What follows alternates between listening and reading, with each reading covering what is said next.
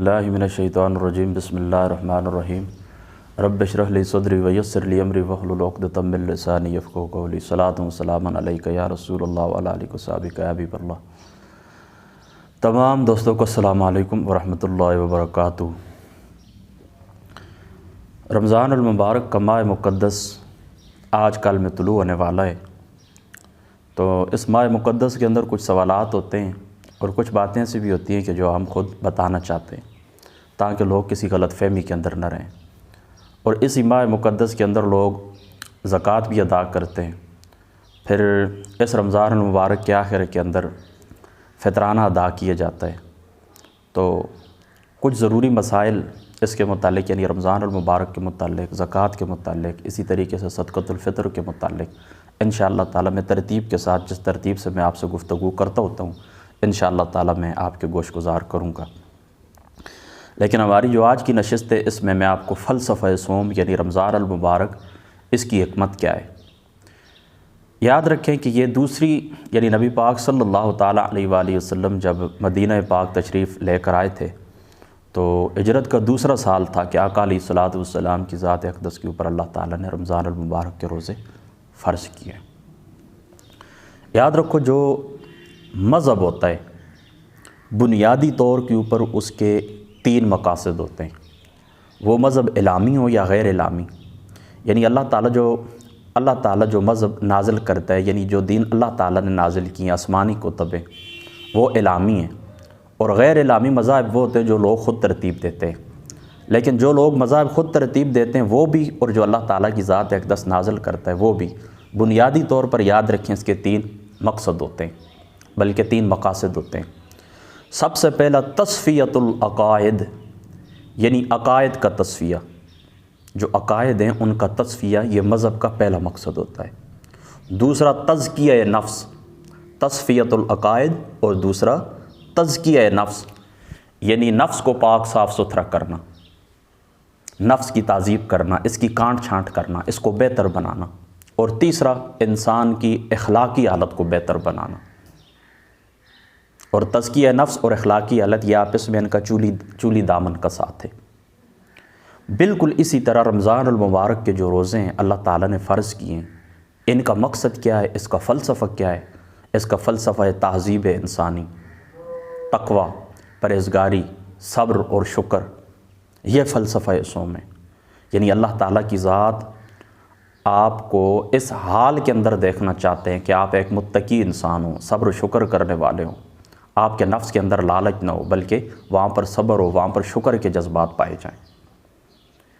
اور خود اللہ تعالیٰ قرآن پاک کے اندر یہ آیت نمبر 183 ہے سورۃ البقرہ کی، اعوذ باللہ من الشیطان الرجیم بسم اللہ الرحمن الرحیم، یا ایھا الذین آمنوا کتب علیکم الصیام کما کتب علی الذین من قبلکم لعلکم تتقون، اے ایمان والو تمہارے اوپر روزے فرض کیے گئے ہیں جس طرح تم سے پچھلی امتوں کے اوپر فرض کیے گئے تھے، لعلکم تتقون، تاکہ تم تقوی اختیار کرو، پرہیزگاری اختیار کرو۔ میری بات آپ سمجھ گئے؟ یہ ایک ریفریشنس کورس ہوتا ہے، یہ تعذیب نفس، یعنی اپنے نفس کو بہتر بنانے کے لیے، اس کی تعذیب کے لیے ایک ٹائم پیریڈ ہوتا ہے 30 دنوں کا، ایک مشق ہوتی ہے، تربیتی مشق، جو ہمیں سکھاتی ہے تقوی، جو ہمیں سکھاتی ہے صبر، شکر، آداب، قناعت، احساس۔ دیکھیں، بنیادی طور کے اوپر یہ یاد رکھیں، تقوی کا معنی یہ ہوتا ہے کہ جن مقامات سے اللہ تعالیٰ نے رکنے کا حکم دیا ہے وہاں سے رک جائیں، جن مقامات کے اوپر اللہ تعالیٰ آپ کو دیکھنا چاہتا ہے وہاں پر حاضر ہو جائیں، یہ تقوی ہے۔ پھر سن لیں، تقوی کی تعریف یہ ہے، جن مقامات کے اوپر اللہ تعالیٰ آپ کو دیکھنا چاہتے ہیں وہاں پر حاضر ہو جائیں، اور جن مقامات کے اوپر اللہ تعالیٰ آپ کو غیر حاضر دیکھنا چاہتے ہیں وہاں پر غیر حاضر رہیں، اس کو تقوی کہتے ہیں۔ اور یہ صبر، شکر، احساس، یہ سارے تقوی کی شاخیں، یہ سب کیا ہیں؟ یہ تقوی کی شاخیں۔ دیکھیں، رمضان المبارک کا ماہ مقدس طلوع ہوتا ہے، اللہ تعالیٰ کیا فرماتا ہے؟ کلوا واشربوا حتی یتبین لکم الخیط الابیض من الخیط الاسود من الفجر، کہ روزہ کہاں سے کہاں تک؟ کہ طلوع فجر سے لے کر غروب آفتاب تک۔ یہ کس کا ٹائم ہے؟ روزے کا ٹائم ہے۔ اس کے اندر ہم نے کیا کرنا ہے؟ مفتریات ثلاث، 3 چیزوں سے باز رہنا ہے۔ کس سے؟ کھانے سے، پینے سے، اور بیوی کے ساتھ قربت سے۔ ان 3 چیزوں سے ہم نے باز رہنا ہے، اور اس کے ساتھ غیبت، فضول قسم کی گفتگو اور روزے کے منافی جتنی بھی چیزیں ان سے بھی پرہیز کرنا ہے تاکہ روزہ کامل طریقے سے اللہ تعالیٰ کی بارگاہ کے اندر پہنچے، ہمارا روزہ ناقص نہ ہو، یعنی مکروہات سے اور اس قسم کی جو باتیں ہوتی ہیں ان سے کیا ہوتا ہے، بچا جاتا ہے۔ میری بات آپ سمجھ گئیں؟ بنیادی طور کے اوپر آپ نے یہ بات یاد رکھنی۔ تو اس کے اندر آپ لوگوں کے لیے ایک سبق ہے، وہ سبق کیا ہے کہ دیکھیں رمضان المبارک کے اندر اگر اللہ تعالیٰ کی ذات اقدس کی خاطر، اس کے حکم کی خاطر ہم لوگ جائز چیزوں سے بچ سکتے ہیں، یعنی دیکھیں کھانا ہمارے لیے حلال ہے، پینا حلال ہے، بیویوں سے قربت حلال ہے، تو باقی جو 11 مہینے ہوتے ہیں تو پھر حرام کاموں سے کیوں نہیں بچ سکتے؟ یعنی ایک ماہ کے اندر ہم اللہ تعالیٰ کی خاطر روزہ رکھتے ہیں، جائز کاموں سے جو ہمارے لیے حلال ہیں ان سے بھی پرہیز کرتے ہیں، تو باقی 11 مہینے پھر جو ہمارے لیے حرام ہیں ان کاموں سے ہم کیوں نہیں بچتے؟ اب روزے کا فلسفہ آپ کو سمجھ آئے کہ رمضان المبارک کے اندر جب جائز چیزوں سے ہم بچ جاتے ہیں تو ناجائز اشیاء سے رمضان المبارک کے علاوہ کیوں نہیں بچتے؟ یہی روزہ ہمیں درس دیتا ہے اور یہی صفت وہ ہمارے اندر پیدا کرتا ہے۔ دوسری اس بات کے اوپر بھی آپ غور کرنا ہے کہ جس وقت آپ اپنی پسندیدہ اشیاء سے رک جاتے ہیں، آپ اپنی پسندیدہ اشیاء سے رک جاتے ہیں تو پھر کیا ہوتا ہے، یہ جو آپ کا نفس ہوتا ہے اس کے اوپر کنٹرول کرنے کی عادت انسان کو ہو جاتی ہے۔ کس طرح؟ ابھی آپ دیکھیں جس وقت رمضان المبارک طلوع ہوتا ہے پہلے 2-3 دن کتنے مشکل ہوتے ہیں، یعنی کھانے پینے کی عادت ہوتی ہے۔ اب رمضان المبارک کے علاوہ جو 11 مہینے ہوتے ہیں تو دوپہر کے وقت ہم کھانا کھاتے ہیں، دن کے وقت۔ اب جس وقت رمضان شریف کا پہلا روزہ ہوگا تو کیا ہوگا، دوپہر کے وقت وہ نفس جس طرح آپ نے اس کو عادت ڈالی ہوئی تھی اس طرح وہ کھانا طلب کرتا ہے، لیکن دوسرے دن پھر تھوڑا اس کی طلب کم ہوتی ہے، پھر تیسرے دن اور کم ہوتی ہے، پھر چوتھے دن اور کم ہو جاتی ہے، یہاں تک کہ پھر ہم ایک ٹریک کے اوپر چڑھ جاتے ہیں، پھر دوپہر کے وقت وہ کچھ بھی طلب نہیں کرتا، اس کی اب عادت اس طرح ہو گئی ہے۔ اب دیکھیں جس وقت رمضان المبارک کا مہینہ ختم ہوتا ہے اور عید الفطر کا دن آتا ہے صبح پہلے دن، تو صبح گھر والے جس وقت ہمارے سامنے ناشتہ رکھتے ہیں تو کھانے پینے کو دل نہیں کرتا۔ کیوں نہیں کرتا؟ کہ اب اس طرح ہے کہ اب ہمارا جو نفس ہے ایک اور ٹریک کا عادی ہو چکا ہے، ایک اور روٹ کا، ایک اور راستے کا عادی ہو چکا ہے۔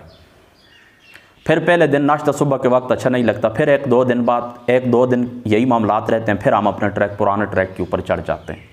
تو رمضان المبارک ہمیں یہ درس دیتا ہے کہ یہ نفس تمہاری لونڈی ہے، تمہاری نوکرانی ہے، تم جو چاہو اس سے کام لے سکتے ہو، یہاں تک کہ آپ مشق کرتے رہیں، تربیتی مشق کرتے رہیں اور اس نفس کو عادی کرتے رہو، یہاں تک کہ ایک وقت ایسا آئے گا کہ یہ بادام کی 2-4 گریوں کے اوپر راضی ہو جائے گا۔ میری بات آپ تو آپ یاد رکھیں نفس کی تربیت کا یہ ایک پیریڈ ہوتا ہے کہ نفس کی جو کانٹ چھانٹ ہوتی ہے جو کی جاتی ہے، جو اس کے فضول قسم کے تقاضے ہوتے ہیں ان کو دور کیا جاتا ہے۔ دوسرا ہمارے اندر صبر پیدا ہوتا ہے، دیکھیں پسندیدہ چیزیں سامنے پڑی ہوتی ہیں لیکن ہم ان کو ہاتھ نہیں لگاتے۔ تیسرا ہمیں احساس ہوتا ہے، دیکھیں نا جس وقت بھوک پیاس لگتی ہے نا تو ہمیں احساس ہوتا ہے کہ دنیا کے اندر 35% لوگ ایسے ہیں کہ جو غربت کی لکیر سے نیچے زندگی گزار ہیں، وہ کس حالت کے اندر ہوتے ہوں گے، یہ ہمارے اندر احساس پیدا ہوتا ہے۔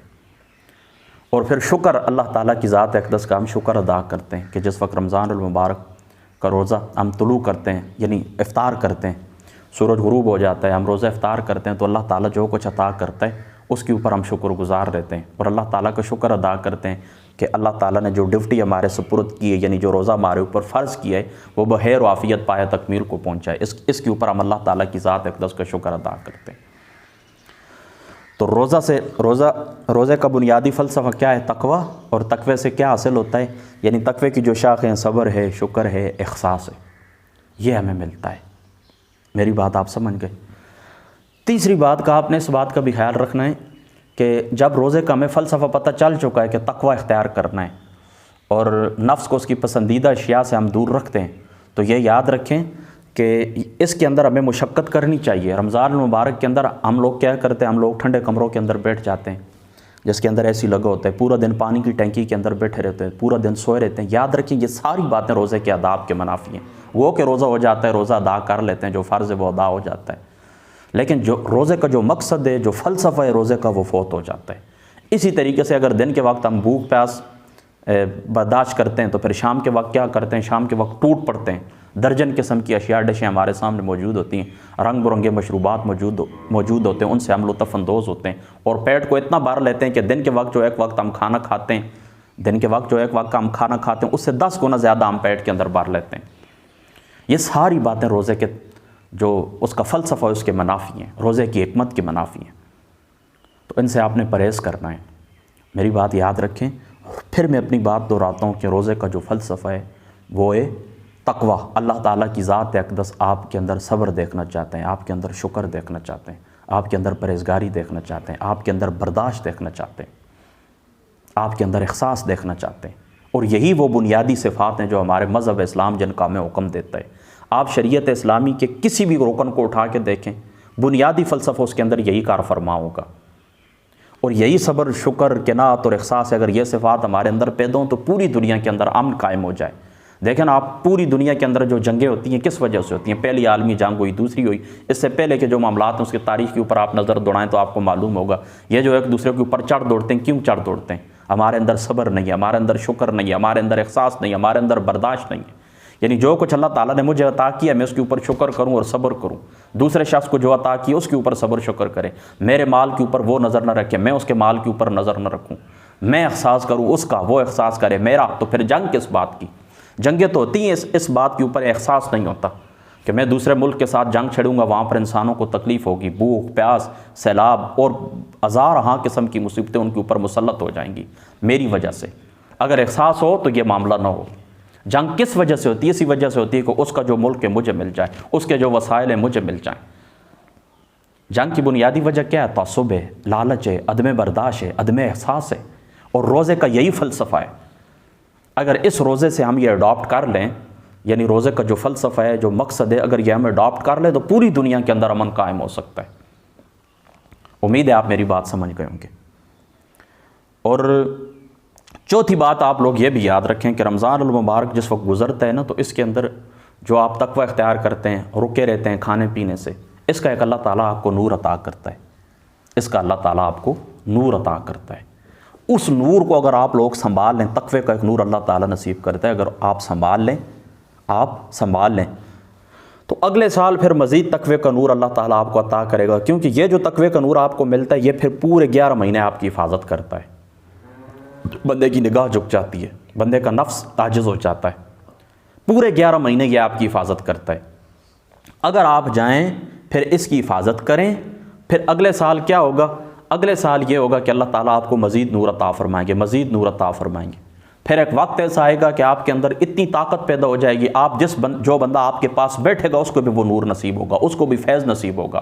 آپ کی وجہ سے لوگ گناہوں سے بچیں گے، صرف آپ کے چہرے کے متعلق سوچیں گے لوگ۔ گناہ کو دل کرتا ہے کہ میں اب گناہ کی بندہ تیاری کرتا ہے، لیکن کسی نیک صالح متقی شخص کا چہرہ سامنے آتا ہے، اس کا عمل سامنے آتا ہے، بندہ گناہ سے بچ جاتا ہے۔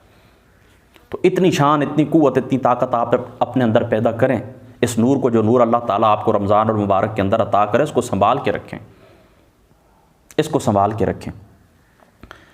ہم لوگ کرتے کیا ہیں؟ بس جس وقت چاند رات طلوع ہوتی ہے چلے جاتے ہیں بازاروں کے اندر، وہ اوٹنگ کرتے ہیں کہ اللہ حفیظ والامان، اللہ تعالیٰ حفاظت فرمائے۔ خواتین کو بھی نہیں چاہیے، مردوں کو بھی نہیں چاہیے۔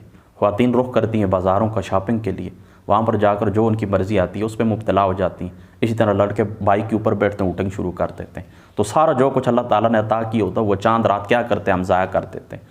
حالانکہ یہ جس کو ہم چاند رات کہتے ہیں، عید الفطر کی رات، یہ بھی ان مبارک راتوں میں سے کہ جو اللہ تعالیٰ کی ذات اقدس کے سامنے استغفار کرنے کی، دعا کرنے کی رات ہوتی ہے، یہ اللہ تعالیٰ کی رحمت اترنے کی رات ہوتی ہے۔